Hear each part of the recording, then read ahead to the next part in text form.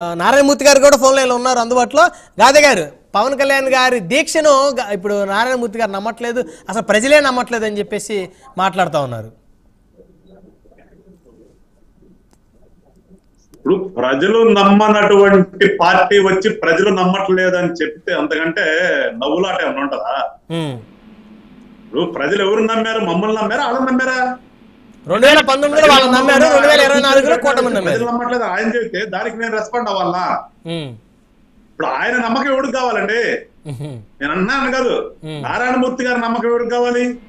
ఒకళ్ళెవరు నమ్ముతారనో ఒకళ్ళు చూస్తారనో కాదు మేము చేస్తున్నది, మేము ప్రజల కోసం చేస్తున్నాం. మేము వీళ్ళు నమ్మేదేంటి? వైఎస్ఆర్ పార్టీ వాళ్ళు నమ్మల్లా? వాళ్ళ కోసం మేము చేస్తున్నాం, వాళ్ళ కోసం కాదు కదా. వాళ్ళు చేసిన దుర్మార్గాలని ప్రజలకు చెప్తున్నాం, దానికి భయపడుతున్నారు వాళ్ళు. దానికి భయపడి ఏం చేయాలో తెలియక ఏదో చెప్తాడు ఆయన, అది నమ్ముతాడంట. కానీ ఎక్కేటప్పుడు ఒక్కొక్కడు ఒక రకంగా చెప్తారు. నారాయణమూర్తి గారు మీరు ఎక్కేటప్పుడు చెప్పు, నేను కూడా ఫోటోలు తీపిస్తాను, మీ హావభావాలు ఏ రకంగా ఉంటాయో చూద్దాం. లేదు మీ పార్టీ నాయకుడు, మీ నాయకుడిని ఎక్కేటప్పుడు చూపించు, నేను కూడా కెమెరా పంపిస్తాను, ఏ రకంగా ఉంటాయి హావభావాలు చూద్దాం. అది కాదు కదా మాట్లాడాల్సింది. ఇప్పుడు ఒక్కొక్క పూజకి ఒక్కొక్క సిస్టమ్ ఉంటది, ఆ సిస్టమ్ ఫాలో అవుతున్నాడు ఆయన. ఇది చూసినట్టుగా చెప్తున్నాడు, లోపల చెప్పులు సుందిరుతాడు, బట్టలు మార్చాడు, అవి మార్చాడు. బట్టలు మార్చి ఏది మార్చినా మేము అమ్మవారి డ్రెస్ వేసుకెళ్తున్నాం కదా. మేము పుణ్యంగా ఉండేవాళ్ళం, మీకులాగా అన్ని రకాలు చేసి నాశనం చేసినటువంటి కాదు కదా. ఎస్ ఆ రోజున ఒక డ్రెస్ వేసుకున్నాడు, తర్వాత వెళ్ళేటప్పుడు ఇంకో డ్రెస్ వేసుకున్నాడు, అది కూడా మీరు మాట్లాడతారు దాని గురించి కూడా. అదేమంటే మీకు సనాతన ధర్మం తెలుసు, మాకు తెలుసు, ఎవరు చాగంటే ఆయన పెద్ద ఆయన చెప్పారు అని చెప్తావు. ఇక్కడ మీకు ఎటు తిరిగి వచ్చినా కానీ ఆవు కదలాగా ఆయన పెళ్లి తిరిగి వస్తారని కదా మీరు. అదే కదా దొరికేది దౌర్భాగ్యం చూడండి అన్నది. వీళ్ళ దౌర్భాగ్యం ఏంటంటే ఎటు తిరిగినా కానీ అక్కడికి వస్తారు మళ్ళా. అని ఇప్పటికి మళ్ళీ కొండ ఎక్కుతున్నా కానీ ఆయన ఏం మాట్లాడతాడు? సనాతన ధర్మం అంటే విడాలన్నా. అదే అదే ఇప్పుడు మాట్లాడుతుంది అయిపోయింది కదా బాబు. ఎన్ని సంవత్సరాలు మాట్లాడారు? 10 ఏళ్ళ నుంచి మాట్లాడుతూనే ఉన్నారు. మొన్న మీరు ఏదో చెప్పారు, జనాన్ని తీసుకెళ్ళి అక్కడ కూర్చోబెట్టారు మిమ్మల్ని. అది చూడండి, మీరు ప్రజలు నమ్మట్లేదు. నువ్వెట్లా చెప్తారు నారాయణమూర్తి గారు? ప్రజలు నిన్ను నమ్మలేదు, నీ నాయకుడు నమ్మలేదు, అది వాస్తవం కదా. ఇక నీకంటే ప్రజల గురించి, ప్రజలు మమ్మల్ని నమ్మారు, అది వాస్తవం కదా. మేము ఎక్కుతుంటే నిరాదరణ పడుతున్నాం, అది వాస్తవం కదా. ఇవన్నీ వదిలిపెట్టేసి వాళ్ళు మాట్లాడుతుంటే దాని గురించి వాళ్ళ మేము ఆన్సర్ ఇచ్చుకోవాల్సినటువంటి అగత్యము ఇంకా అంతకంటే దుర్మార్గం ఏం లేదండి. ఎనీహో నేను ఒకటే చెప్తాల్సుకున్నానండి, బ్రహ్మనాయుడు గారు, ఈ రాష్ట్ర ప్రజలందరూ కోరేది ఒకటే, మళ్ళా చెప్తున్నాను, ఏ మతమైనా చెప్పేది ధర్మం గురించే, ధర్మంగా బతకండనే చెప్తుంది. ఇవాళ ఈ హిందూ దేశంలో ఉన్నటువంటి, భారతదేశంలో ఉన్నటువంటి ఈ సనాతన ధర్మం అనేది కూడా మనిషి విధానాన్ని చెప్పింది. మనిషి ఏ రకంగా బతకాలో మన వాళ్ళ యొక్క జీవన విధానాన్ని నేర్పింది. జీవన విధానమే ఇవాళ వీళ్ళు చెప్పే మతాలు ఎప్పుడు వచ్చినాయండి? ఎక్కడి నుంచి వచ్చినాయి? ఎన్ని సంవత్సరాల క్రితం వచ్చినాయి తెలీదా? అదే ఇక్కడ ఈ హిందూ మతంలో ఉన్నవాళ్లే కదా అటు మారి ఇటు మారి ఇవాళ ఏదైతే టెక్నాలజీ పెరిగిందో ఆ టెక్నాలజీ పెరిగిన దానిలాగా ఇంకో మతంలో పోయినాళ్లే కదా. వీళ్ళ పుట్టికేంటి, వీళ్ళ తాతల పుట్టికేంటి, వీళ్ళ తాతల పుట్టికేంటి తెలీదా? దాని గురించి కదా మాట్లాడుకోవాల్సింది.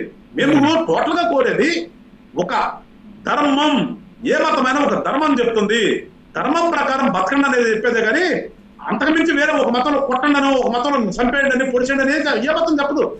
మేము వాళ్ళు అదే చెప్పగలుగుతున్నాం. కులాల మధ్య, మతాల మధ్య మీరు చిచ్చు పెడుతున్నారంటున్నారు. అందుకేనా కులానికి ఒక కార్పొరేషన్ పెట్టిందేనా? అంతకుముందు ఉన్నాయా? అంతకుముందు నాన్న కార్పొరేషన్ అది ముఖ్యమంత్రిగా చేశారు కదా, అప్పుడు ఎన్ని కులాలు ఉన్నాయి? అందుకే నా కులాలు తీసుకొచ్చింది నువ్వు. ఏ ఒక్క రూపాయి కూడా ఇవ్వకుండా ప్రస్తుతం నారాయణమూర్తి గారు చెప్పండి, మరి న్యాయం జరిగితే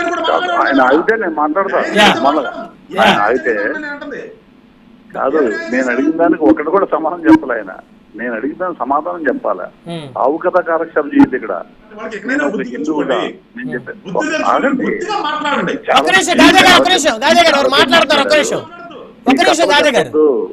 ఈ డ్రామాలు కథలు చెప్పొద్దు, సమాధానం చెప్పాలా? డ్రామాలు కథలు వద్దు నాకు. డ్రామాలు ఎవరు డ్రామాలు ఆడుతున్నారు, ఎవరు కథలు చెప్తున్నారు? మంచి ప్రశ్న అడిగారు, చెప్తాను. ఒక్క నిమిషం అండి గాదే గారు, ఒక్క నిమిషం.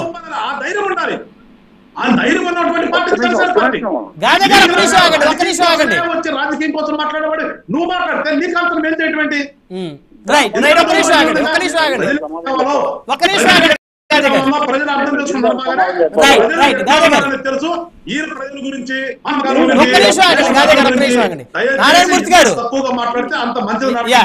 ఎవరు డ్రామాలు ఆడుతున్నారు, ఎవరు కథలు చెప్తున్నారు అవసరం లేదు, మీ దగ్గర నేర్చుకోవాల్సిన అవసరం అంతకంటే మాకు లేదు. ఏమన్నానంటే హిందూ మతం అతి గొప్ప మతం, అలానే క్రిస్టియన్ మతం అది గొప్ప మతం వాళ్ళు నమ్మే వాళ్ళకి, ముస్లిం మతం కూడా గొప్ప మతం వాళ్ళు నమ్మే వాళ్ళకి. ఎవరు నచ్చినట్టు వాళ్ళు ఆ మతంలో ఉండొచ్చు, ఆచరించవచ్చు, తప్పు లేదు. కానీ నేనేమంటానంటే ఎక్కడ పడితే అక్కడికి వెళ్ళి నేను ఈ మతంలో ఉన్నాను, నేను అంటే ఒక మతం అని చెప్పడానికి నిలకడ కూడా లేని రాజకీయం, ఏ రాజకీయము, ఏ రాజకీయ లక్షణాలు ఇది? నేను అనేది ఇప్పుడు అక్కడికి వెళ్ళాడు, మా ఫ్రెండ్ అది తీసుకోమన్నాడు, తీసుకున్నాను అన్నాడు.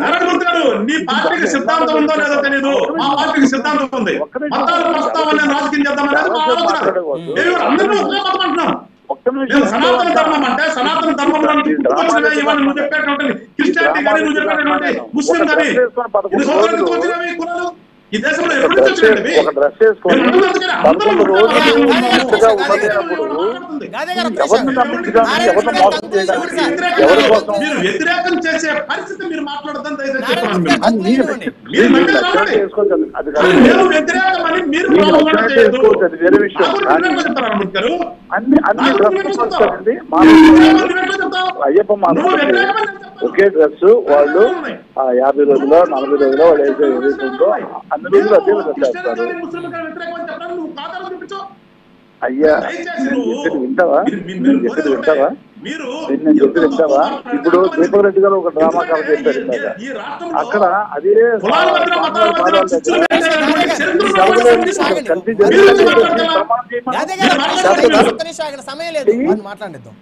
ఎందుకంటున్నా నేను, ఎందుకు ఈ డ్రామాలు ఎందుకన్నా? ప్రజలు మోసం చేయడం మొదలుపెట్టడం ఎందుకన్నా? ఇప్పుడు ఆ శ్రీవారి దగ్గరికి వెళ్ళారు కదా, మీ అందరికి ఫైనల్ గా డ్రామానే, మమ్మల్ని అనబాక, మీ కథ చూసుకో.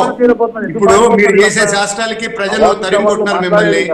ఇక మీ పార్టీ త్వరలో మూతపడిపోతా ఉంది. మీరందరూ డ్రామా కంపెనీలకు పోవాల్సిన పరిస్థితి మీకుంది. అది ఆలోచించుకోండి. మీరు మమ్మల్ని చెప్పండి. కాదు, ఎలక్షన్స్ ముందు నోటికి వచ్చినట్టు కూతలు కూర్చున్నారు, మాట్లాడితే 175 అనేవాళ్ళు. ఈ రోజు ఏమైంది చెప్పండి మీ పరిస్థితి? సో అందుకని మీ డ్రామాలు, మీ కథలు ఆంధ్ర రాష్ట్ర ప్రజలు నమ్మలేదు, మిమ్మల్ని తరిమి కొట్టున్నారు. సో దయచేసి మీ స్థాయి ఎందుకు, మీకు కనీసం సిగ్గుందా మాట్లాడేదానికి? నారాయణ మూర్తి ఆపోజిషన్ స్టేటస్ అన్నా వచ్చిందా? మీ జగన్మోహన్ రెడ్డి నాకు ఆపోజిషన్ అడుగుతున్నాడు, అది మీ స్థాయి. సో మమ్మల్ని డ్రామాలు అని చెప్పి అగౌరవంగా మాట్లాడొద్దు, మళ్ళా మా చేత తిట్టించుకోవద్దు. రైట్ నారాయణమూర్తి గారు, ఫైనల్ గా ఉప ముఖ్యమంత్రి ఏదైతే వారాయి డిక్లరేషన్ ఏదైతే ఉందో, హిందూ దేవాలయాల మీద ఇక భవిష్యత్తులో దాడులు జరగకుండా, ఏ మతం మీద కూడా ఇంకో పరమతస్తులు దాడులు చేయకుండా, ఎవరి మతాన్ని వారు గౌరవించుకొని పరమతాన్ని కూడా గౌరవించేటువంటి ఒక సిద్ధాంతాన్ని రూపొందించే విధంగా వారు రేపు మాట్లాడబోతున్నట్టు ఉన్నారు. వీళ్ళు అవలంబించాలి, అది వీళ్ళు ఆచరించాలా? వీళ్ళు ఆచరిస్తే చాలు, ధర్మం బ్రహ్మాండం ఉంటుంది. అదే మరి జగన్ గారి డిక్లరేషన్ మీద సంతకం పెడితే వారు ఆచరించినట్లు ఉండేది కదా. గుడుల మీద దాడులు చేయకుంటే వీళ్ళు ఆచరించాలి. ఫస్ట్ చేశారు, ఎక్కడ పడితే అక్కడ దాడులు చేస్తా ఉన్నారు. హిందూ మతస్థుల మీద దాడులు చేస్తా ఉన్నారు, అది ఆపాలి. రేపు వారాహి డిక్లరేషన్ ఉప ముఖ్యమంత్రి ఏం మాట్లాడతారో చూద్దాం. రైట్, సమయం లేదండి. ధన్యవాదాలండి చర్చలో పాల్గొన్నందుకు. గాదే వెంకటేశ్వర గారు, దీపక్ రెడ్డి గారు, తులసిరెడ్డి గారు, నారాయణమూర్తి గారు, అందరికీ పేరు పేరున ధన్యవాదాలు. మరి ఇది వాళ్ళ ప్రైమ్ డిబేట్. చూస్తూనే ఉండండి. Keep watching prime news.